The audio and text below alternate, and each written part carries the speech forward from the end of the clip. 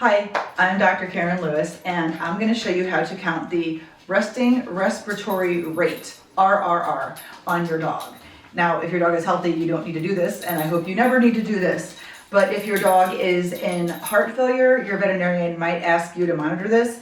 It's a really cool thing to monitor. Knowing their resting respiratory rate is actually a very reliable indicator of if your dog is going into or worsening congestive heart failure. And it has been shown to actually prevent dogs from having to be hospitalized in oxygen cages, because this is the first thing you're going to notice before they start coughing and get really bad. So it's a wonderful tool to have.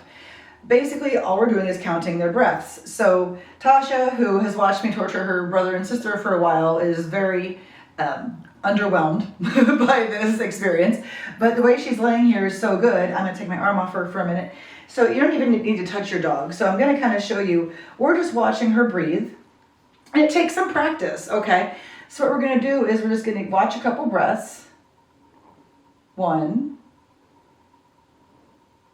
That's 2. That's 3.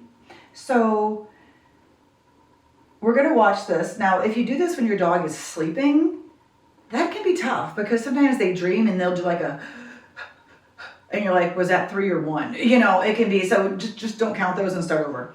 When we count resting respirations, we count for 30 seconds and then we double that number, and that's the breaths per minute. So let's count for 30 seconds. I'm not going to tell you what I'm counting, and then you see if we got the same numbers, okay?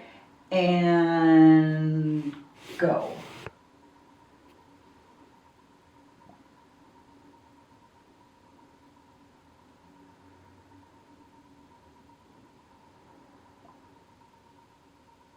Hopefully she doesn't move.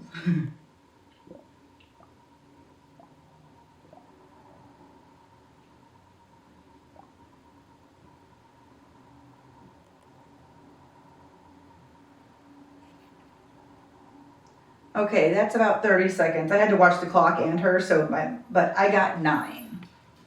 Hopefully you got 9 too. Hopefully I counted that right too. So if we double that, that's 18. That is a perfect number, okay? Typically, you want your dog to be in the teens, maybe low 20s, less than 30. If that number goes to 30 or 36 and your dog has a known cardiac issue, that is definitely time to call your vet. Also, something else that I like to do, even if your dog, like, say you're monitoring your dog and they're very well managed, they're hanging out at like 16, 18, 20, cool, and then they go up to 28. Well, yeah, it's not over the 30 that we worry about, but a jump from 18 to 28 is still significant, and you still need to tell your vet too, and they might want to, usually we're just tweaking the, like, increase the Lasix, like, it just tweaks some meds a little bit. This is not a huge deal, but by doing that, we can catch this decompensation before it gets worse and before they're sitting in some hospital on an oxygen cage, because we all want to avoid that as much as possible. I'm sure Tasha would too. So, like I said, it's best to count this when they are at rest, but not sleeping, and also not when they just came in from outside, because then you're gonna get all kinds of high numbers. Like my dog who's running around here, you might have heard, I'm sure his is probably 100 right now because he's super pumped. So you wanna catch them at a normal time like this. And when you're first doing this, you're gonna get some weird numbers because you're just learning to get used to how your dog breathes, and that's totally cool. So what I say is practice, like every day. Hi, see, this is the one who's super pumped.